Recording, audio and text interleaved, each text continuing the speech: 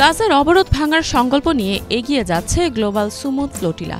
গত ৪ সেপ্টেম্বর মেনোরকা ত্যাগ করে তিউনিসিয়া অভিমুখে যাত্রা করেছে এটি। এরপর ভূমধ্যসাগরের বিভিন্ন স্থান থেকে আগত অন্যান্য নৌযানের সঙ্গে যুক্ত হয়ে এটি গাজার দিকে অগ্রসর হবে।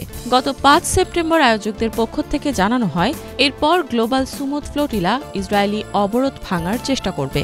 ইতোমধ্যে অধিকাংশ নৌযান তিউনিসিয়ার উদ্দেশ্যে রওনা হয়েছে। এদিকে তিউনিসিয়া থেকে নেলসন ম্যান্ডেলার গ্র্যান্ডসন গ্লোবাল সুমুদ ফ্লোটিলার সাথে যোগ দেবেন। তিনি সাংবাদিকদের বলেন, আফ্রিকাও এই সংগ্রামের একটি অংশ। এই বার্তা দিতেই সাউথ আফ্রিকার একটি প্রতিনিধি দল তিউনিসিয়া থেকে যোগ দেবে। তিনি আরও বলেন, তারা আফ্রিকানরা খুব ভালো করেই জানেন দখল ও দমনপীড়নের অধীনে জীবনযাপন করা কত কষ্টকর। নেলসন ম্যান্ডেলা ছিলেন সাউথ আফ্রিকার প্রথম কৃষ্ণাঙ্গ প্রেসিডেন্ট, যিনি বর্ণবাদ ব্যবস্থার অবসানের পর ক্ষমতায় আসেন। এর আগে তিনি বর্ণবাদ বিরোধী আন্দোলনের জন্য ২৭ বছর কারাভোগ করেছেন।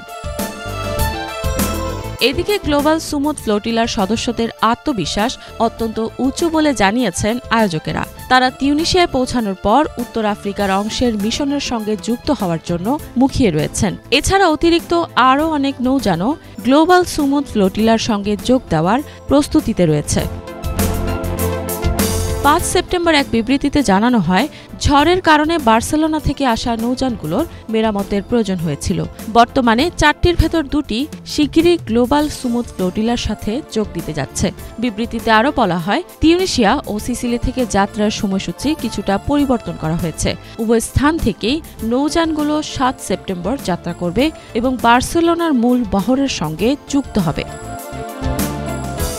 এদিকে আন্তর্জাতিক সম্প্রদায়, জাতিসংঘ এবং বিশ্বের সরকার প্রধানদের এসব বহরের নিরাপদ পথ চলা, অবৈধ আটক ও ভয়ভীতি প্রদর্শন থেকে সব অংশগ্রহণকারীদের রক্ষা করার অনুরোধ জানিয়েছেন ফ্লোটিলা সদস্যরা। পাশাপাশি তারা আহ্বান জানান, সকলে যেন ইসরায়েলের অবৈধ অবরোধ ও ফিলিস্তিনিদের বিরুদ্ধে চলমান গণহত্যার অবসানের দাবি জানায়।